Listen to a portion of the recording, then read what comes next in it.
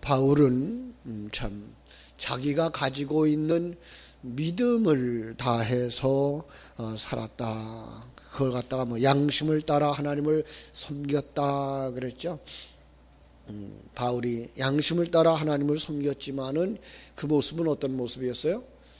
교회에 그리고 참 예수 믿는 사람들을 핍박하고 박해하는 일을 하고 말았죠.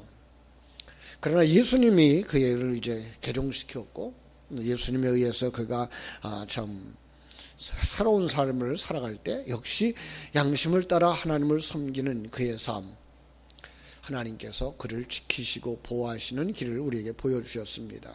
그런데 그렇게 말하자 사람들이 그를 정말 이제 죽이려고 덤벼들었고 그 천부장은 바울이 상할까봐 로마 시민인 그가 상할까봐 이제 그를 무리 가운데서 빼내서 그 자기들의 영 안으로 자기들의 그 부대 안으로 들어가서 이제 그를 지켰다. 이게 어제까지 말씀이었습니다. 자, 오늘 본문은 그 밤이 지난 다음 날부터 하나님께서 이 바울을 그 로마에서도 증거할 수 있도록 역사하시는 하나님의 일하심의 과정을 우리에게 이렇게 보여주는 것이라고 할 수가 있을 것입니다. 밤중에 주님께서 바울 곁에 서서 내가 예루살렘에서 나의 일을 증거한 것 같이 로마에서도 증거해야 하리라 라고 하는 이제 그 소망을 다시 불러일으키죠. 오늘 본문은 어떤 면에서 이제 바울이 로마에 가서 증거할 수 있도록 이렇게 일하시는 그 과정을 펼쳐 보여주고 있는데 그걸 어떻게 보여주고 있는가 하면 유대인들의 관계로 말미암아서 바울을 죽이도록 바울을 죽이겠다고 하는 그들의 그 모략 여기서는 그렇게 말하고 있죠. 맹세를 했다. 이제 그 일로 말미암아서 이제 바울을 하나님이 지키시고 인도하시는 모습을 이렇게 보여줍니다. 참 사람들이 악해도 이렇게 악할 수가 있나 싶을 정도로 세상은 악한 것이죠. 요즘도 헛소문들이라고 하는 거죠. 그죠? 헛소문들, 거짓 그 뉴스라고 하는 그러면 안 되죠, 사람들이. 그런데 불구하고 이상하게 그런 일까지 하면서 그걸 즐기는 사람들이 있어요. 사람들이 두려워하고 사람들이 그 혼란스러워하는 것들을 즐기려고 하는 존재들이 있어서 안타깝습니다. 자, 이제 40명이 동맹을 맺었다. 12절 말씀, 13절 말씀에서 그렇게 말하고 있죠. 합법적인 재판을 통해서는 바울을 없앨 수 있는 가능성이 희박해지자 그들은 이제 일종의 결사대를 조직하고 비정상적인 방법으로라도 바울을 어떻게 없애버리려고 하는 이런 부분들. 참 악하기 그지없어요. 그죠? 이게 인간의 모습이고요. 자기들의 뜻을 이루기 위해서 사람을 밟고 사람을 죽이고 하는 모습들을 보게 됩니다. 그들은 바울을 꼭 죽이겠다는 거예요. 그렇게 뭉쳐진 사람이 40여 명, 수단과 방법을 가리지 않고 요즘 사람들도 그래요. 요즘 정치하는 사람들까지도 수단과 방법을 가리지 않고 어떻게 하든지 자기들의 뜻을 관철시켜 보려고 하는 이런 모습들을 봅니다. 아마도 이러한 속에서 참 사두개인들이 앞장서지 않았을까, 그죠? 앞에서 이제 바리새인들은 바울의 편을 들었으니까 바울을 죽이자고까지는 안 했을 것 같은데 사두개인들은 아마 그럴 수 있었을 거예요. 바울에게 자세히 물어보는 척하자. 그리고 내려오도록 부대에서부터 이제 예루살렘까지 내려오도록 그렇게 만들어서 가까이 오기 전에 도로 근처에서 그를 암살하겠다. 상당히 가능성이 있었을 거예요. 그죠? 왜냐하면 천부장도 자초지종을 알고자 했고 또 공회에서 소란으로 인해서 아무것도 조사를 하지 못해서 분명한 뭐가 나오지 않았으니까 공회가 천부장에게 재심을 요구한다 그러면 천부장도 아마 거절할 이유가 없었을 거예요. 그러면 분명히 바울은 그 회의장에 가기도 전에 죽음을 당할 수밖에 없었겠죠. 그런데 하나님이 졸고 계시는 분 아니시죠. 예. 죽었다고 할 때라면 우리는 또 어떻게 볼 수 있어야 돼요? 하나님은 그 사람의 일생을 거기까지 완성시킨 걸로 봐야 되겠죠. 그러나 하나님이 그 사람을 지금 더 사용하셔서 어디까지 간다고요? 로마까지 가서 복음을 전가할 수 있도록 하나님이 하시겠다 약속을 하셨기 때문에 그 일을 이루는 중간의 과정 속에서 회방할 수 없도록 일하시는 하나님을 볼 수가 있는 거죠. 그렇습니다. 그걸 그래서 16절에 보니까 조카 녀석이 들었어요. 그죠? 바울의 생질이 그들이 매복하여 있다 함을 듣고 와서 영내에 들어가 바울에게 알려줍니다. 어떤 바리새인이 바울의 조카에게 이 사실을 알려주었다고 보는 사람들이 많습니다. 그럴 수 있습니다. 바울의 그 조카가 다행스럽게도 이제 그 사실을 듣고 바울에게 이 소식을 전하게 됩니다. 그랬더니 17절 바울이 그 소식을 듣고서 한 백부장에게 청해서 조용하게 이럽니다. 이 청년을 천부장에게 인도하라. 그에게 무슨 할 말이 있다 그런다. 18절부터 21절에 보면 백부장은요 그냥 바울의 요구를 순순히 응하여서 그대로 따라줍니다.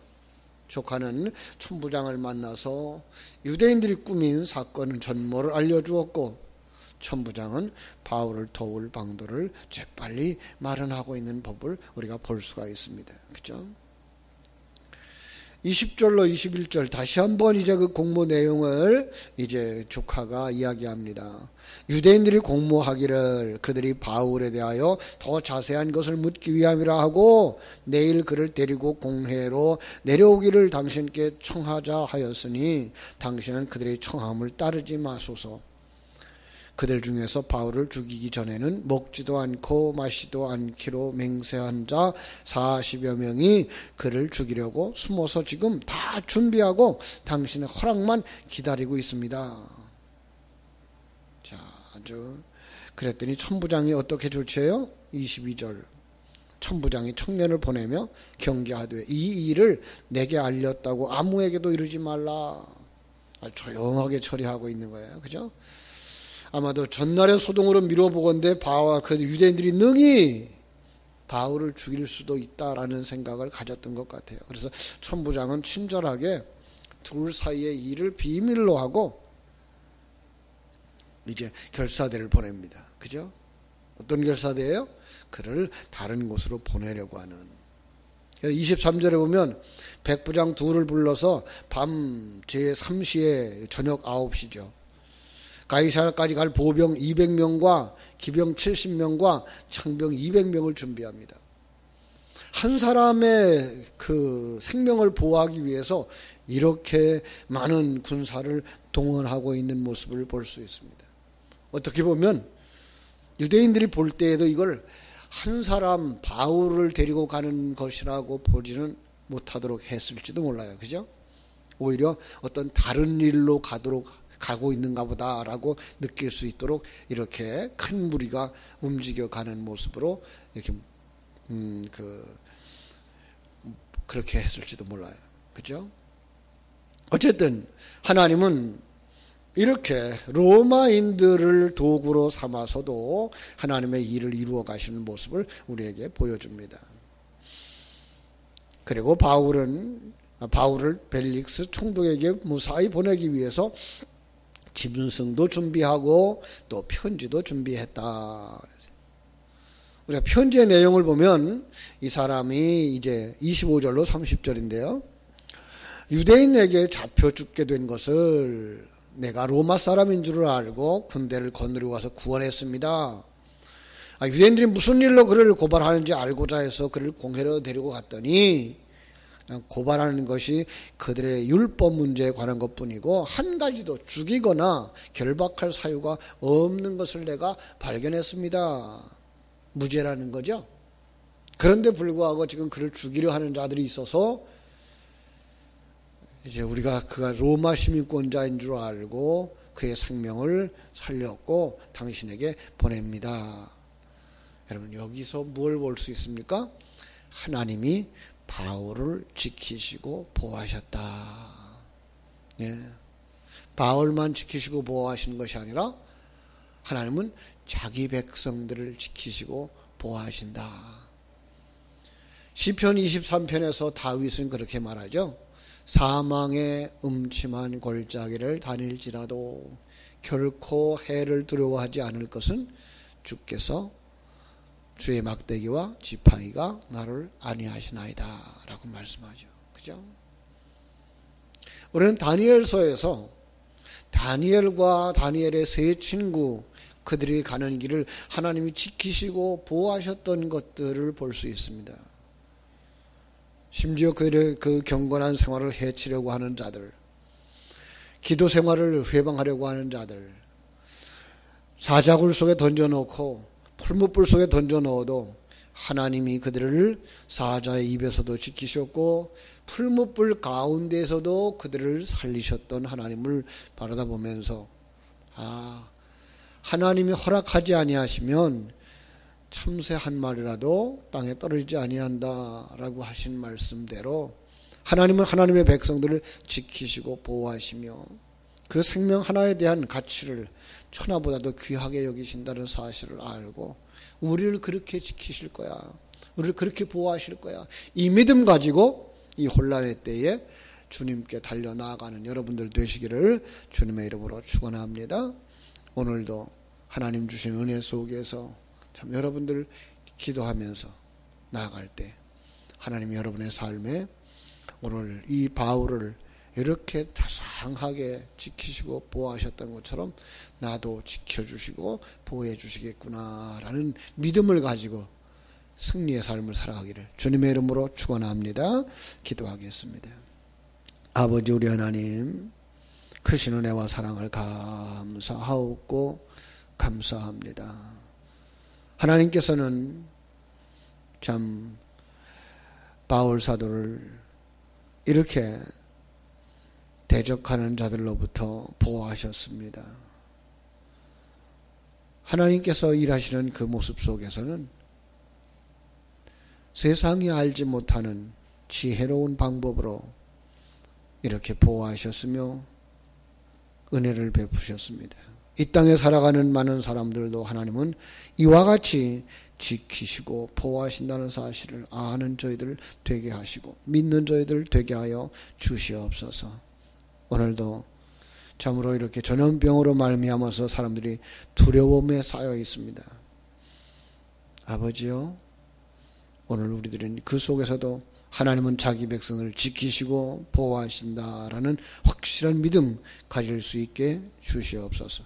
물론 이 환절기에 감기 조심하고 몸 조심할 것은 마땅히 해야 될 일이지만 그것 때문에 지나치게 참 움츠러들지 않도록 우리 모두를 지켜보아여 주셔서 하나님께 영광 돌리는 하루 승리하는 인생들 되게 하여 주시옵소서.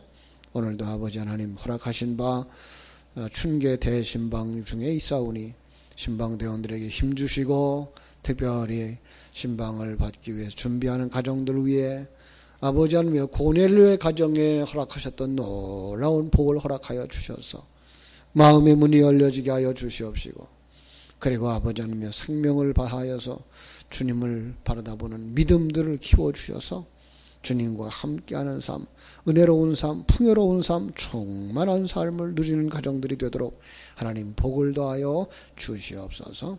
오늘 하루의 삶도 온전히 주님께 부탁드립니다. 일마다, 때마다, 시간마다, 사건마다 하나님 같이 해주시기를 간절히 소원하며 예수님의 이름으로 기도하옵나이다. 아멘.